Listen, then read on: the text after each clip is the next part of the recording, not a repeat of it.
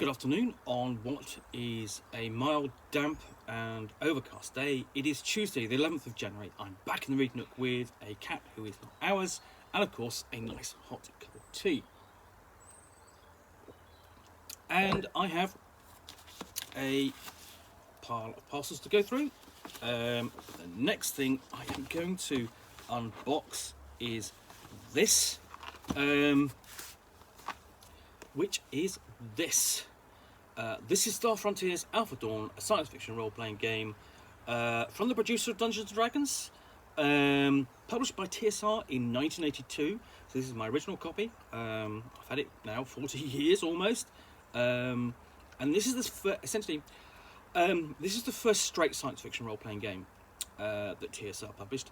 Technically, you could say that both Metamorphosis Alpha and Gamma World are science fiction role-playing games, and they are, but they're also post-apocalyptic role-playing games. So this is straight science fiction, this is space opera.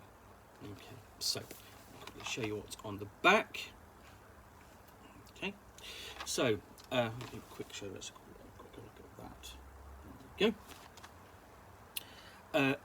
Alpha Dawn, Stage 1 of the Star Frontiers science fiction game system. A great way to enter the world of science fiction role-playing. These basic rules teach you how to create characters, move and fight on the game map, how to create adventures of your own. The included adventure, Crash on Volturnus, is simple enough for both beginning players and referees. Stage 2, expanded rules and much more. Picture the world-famous Dungeons & Dragons game. Now imagine this same excitement in a science fiction setting. Inside this box, you'll find our expanded rules, adding that kind of challenge, detail, and opportunity for victory. Don't miss Star Frontiers Nighthawk's exciting board game and role-playing expansion rules to Star Frontiers our Alpha Dawn game. Everything you need is in this box. This set includes basic rules, expanded rulebook, Crash on Volturnus module, full killer map, 285 counters, and 2 10-sided dice. So let's find out what we've got inside. So, I'll just show you a quick look.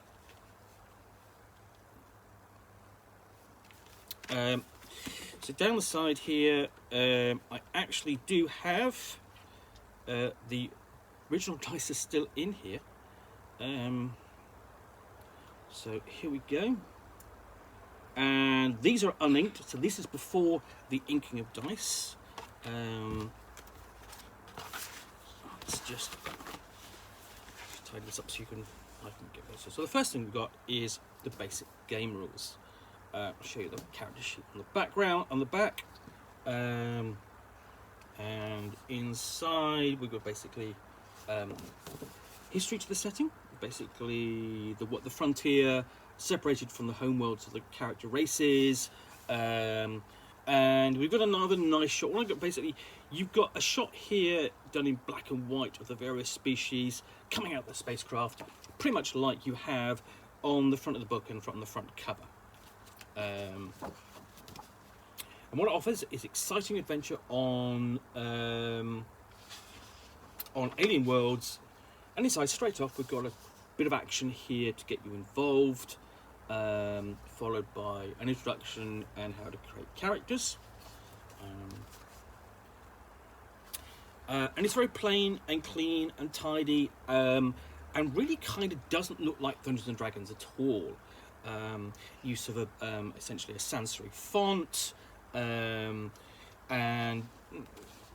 really kind of, so much feels a lot tighter and cleaner than perhaps the basic Dungeons & Dragons rulebook would have done at the time, which would have been the red box. It would have been the red box at that time, because 8081 would have been the Moldvay box. So very quickly though, we are into the basic rules, which is really kind of focused on things like movement, and using the map to depict action. It really wasn't theatre of the mind, it was very much using the map. I'll show you the map in a minute.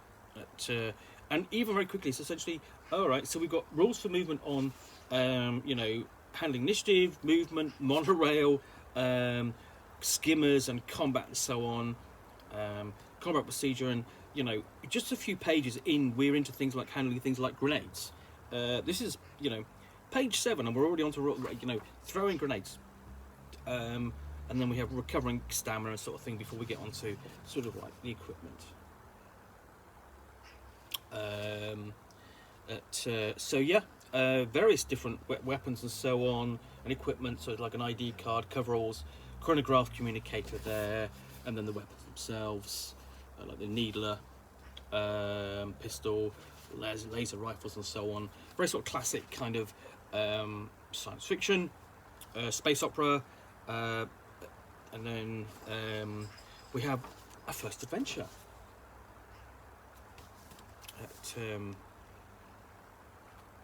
And this is actually a little solo adventure. Is it a solo adventure? I don't know. It isn't. But it's short. It's no more than, you know, it's about 4 pages long. But it's designed to get you playing, get you involved in the characters you created.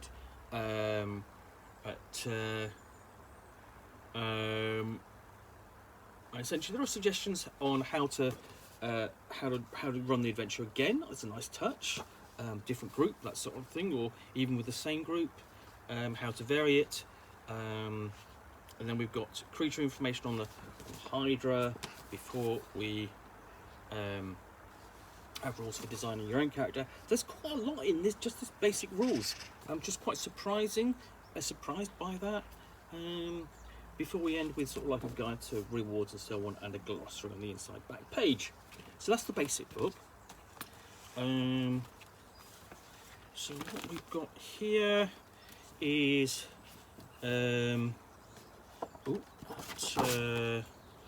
maps.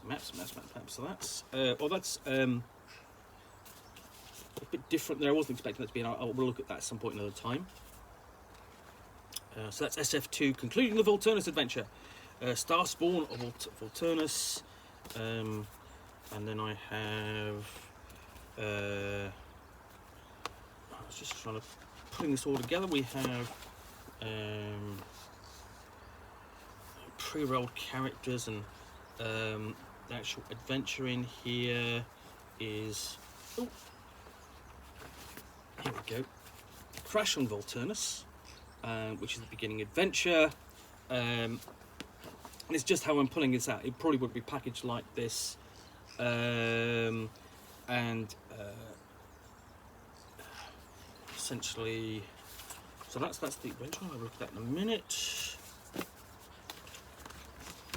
yeah, an SF1, Volturnus Adventure Part 2. And we have the expanded game rules, Alpha Dawn expanded rules, and you can see this is much thicker. I mean, basically the base rules. Let's have a look. If I can find them again. There we go. They're just at the bottom here. Here we go. I mean, these run to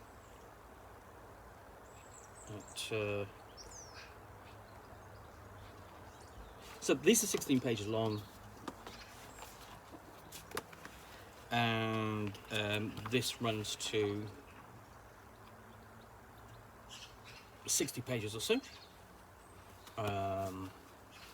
Index on the back, so everything is easy to find.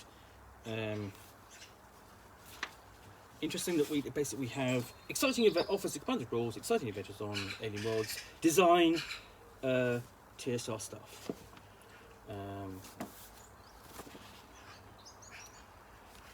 And inside, this explains what the book is, and it's a lot denser.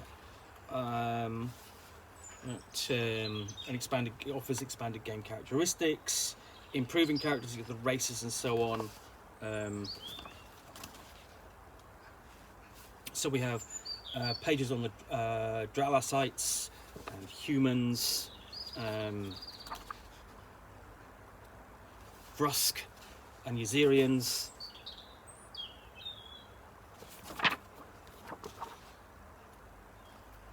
and of course the evil Sathar. So one of the reasons why I've dug this out is I do actually want to review it this year. It is a, It's had its difficulties recently as to who actually owns it, but it's still owned. It is owned, definitely owned by Wizards of the Coast. But it's 40 years old this year. It would be fantastic. I'd love to see this come out, and the setting be revisited. But you know, there's no immediate plans on that that I'm aware of. But then again, you know, Wizards of the Coast is pretty busy with Dungeons and Dragons. Doesn't need another role-playing game, does it? What else we got in here? Skills, basically military skills and technological skills.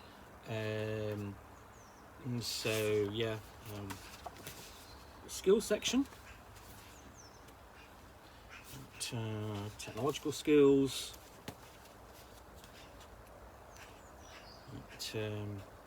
Biosocial skills.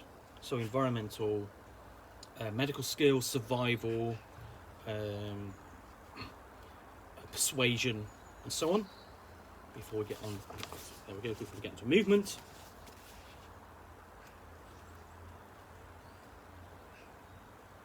And then we can see is basically a dress light in action. So I really like this. There's some great artwork in here. And a lot of what was good about the artwork is it's really focusing upon all of the races in here. It is, you know, all of the different races, what they can do and so on. We've got a nice combat scene there. So you've got 4 swords of some kind in there as well.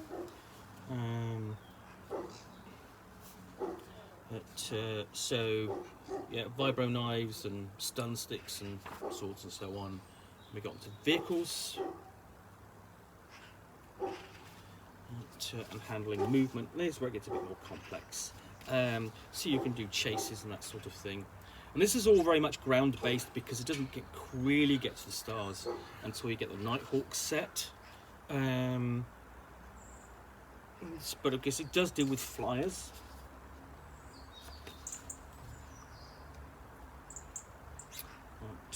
Then we get on to different creatures, and I mean over time, I mean apart from Nighthawk set, which is like the expansion which you had to get, there's a range of decent scenarios leading up to basically, and a supplement with the from Zebulon's Guide, miniatures as well, and a couple of oddities later on where TSR got one of the Odder licenses, which is for basically 2001 A Space Oddity and basically I'm trying to think 2010 an Odyssey 2, and they were really kind of like, how do you play these, because they're really kind of quite scripted adventures. Anyway, and I have reviewed 2001, did that last year because it was an interesting thing to review, and it was 20 years since 2001, of course. So what else we've got in here? Basically a long section of weapon descriptions, no illustrations here, and I think that's a bit of a disappointment to an extent in comparison to the basic book. There are fewer illustrations in here, and I think that's anyway. So now we get on to the actual setting, the frontier section. It's basically, there's the frontier, basic frontier section, and I mean, you know, the referee is free to use that, or create one of her own if she wants, and we've got on the basically how to be a referee, advice in there, to be a good referee, and there's an example of play there. And I think possibly, ideally that should have been more up front. Because it's not just for the benefit of the referee, but also for the players, and how to create an adventure. And there's a little sample adventure just inside here. Really, it's just basically a hunt for a crash ship and locate that, and then guide on creating non NPCs. So, and of course, the interesting thing is, creating non-player characters, what's already known, and it's asking questions like, what's already known about the NPC, why does the NPC act the way he does, how will the NPC react to the player characters? And what I really like about this, if you really think this is 1982, role-playing games are only 8 years old in terms of commercially, and they're already, you know, basically giving advice. Basically, essentially it's 2 pages of advice on creating NPCs. That is really pertinent, short, sweet, to the point. It's just how well written that is. So that's the expanded rules. So what else have we got in here? We have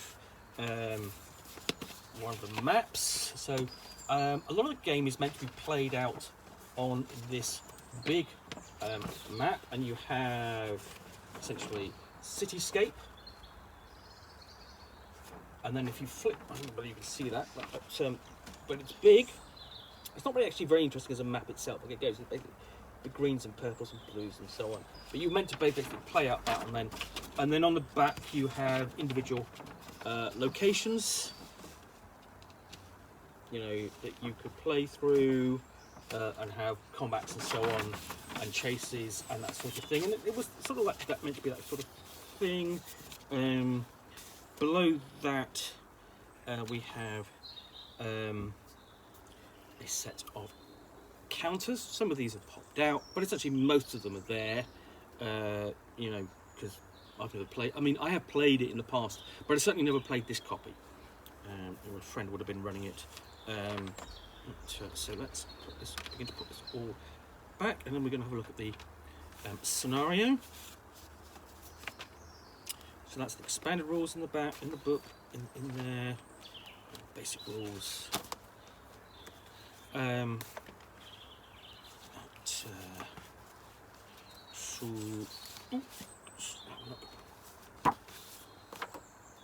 So with the starship, map of the starship, and then the world of Volturnus, which would be the setting for the first trilogy. And the first part would be SF0, Crash and Volturnus.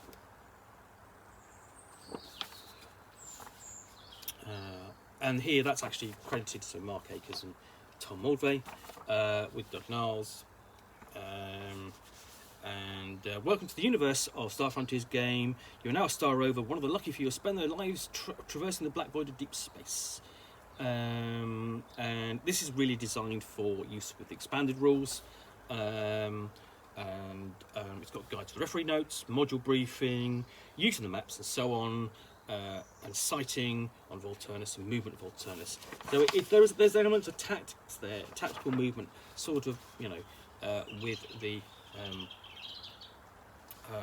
game. Advice, beta section. So it's all this very Greek organisation. So it's not section 1.2. It's beta section. You know, beta section 1, 2, 3, 4, 4.2, and so on. We've got a map key for Volturnus, for the world, and essentially, on page Gamma section, Space Pirates. You're about to begin the first encounter section and Crash on Volturnus. Study the entire section, okay? And it's on the starship map on the outside of the module cover. For the encounter, lay it flat on the table where you can see it. Place one counter to the passenger class cabins for each character.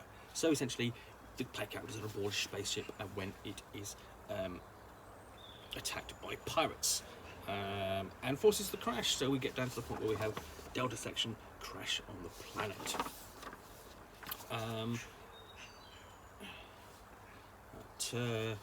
There we go. They're on the planet. We've got the sections for the different creatures who they might encounter. And then we've got a player character background sheets. And this all takes place in the Zebulon star system, which people will recognise from Zebulon's guide to the supplement. And we've got a system brief there as well. And it's essentially a blank map with the equivalent of "you are here" for the player characters to explore and fill in. Before we get to, we've got an alien culture background with the Ullamore and an actual sort of encounter map for basically their cave system where they live, which It's kind of dungeon-like, I remember from what I recall. Here we go, more creatures. Well, certainly it looks like a dungeon. It looks like a Dungeons and Dragons map.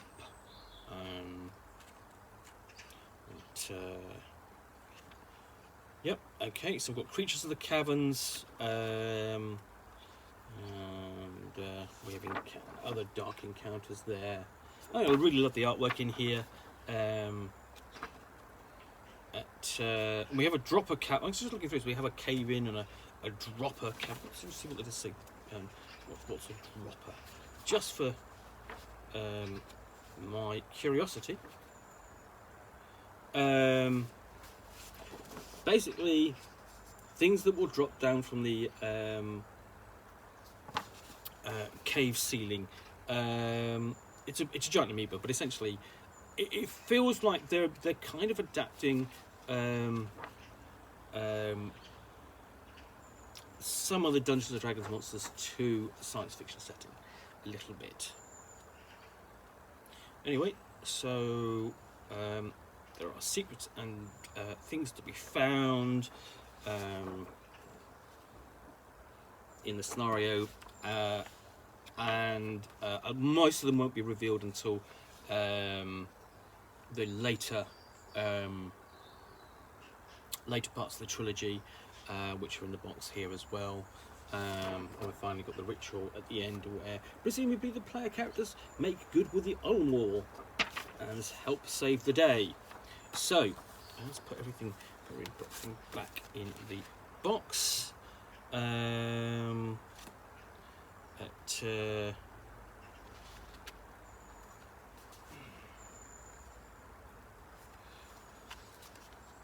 She think because she may have got 2 copies of Escape from FF0 in here. Wouldn't surprise me, but there is at least the other 2 parts. So let's have a look. Yeah, so essentially, this is Star Frontiers Alpha Dawn.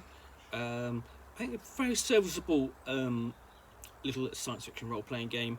As I say, worth tracking down and taking a look to see really what kind of TSR was also capable of doing beyond the pages of D&D, and begin to basically experiment and try and push away from basically broaden its appeal. Because the other big role-playing game that came out at the same time, at the same year, would have been Gangbusters, and I'll have a look at that at some point soon as well. Anyway. Star Frontiers Alpha Dawn, published by TSR in 1982. There will be a review in the link down below, I hope very soon. In the meantime, I hope you have enjoyed this unboxing in the Nook. If you have, please click the like button down below. And of course, if you've got any comments or feedback, appreciate you taking the time to post those.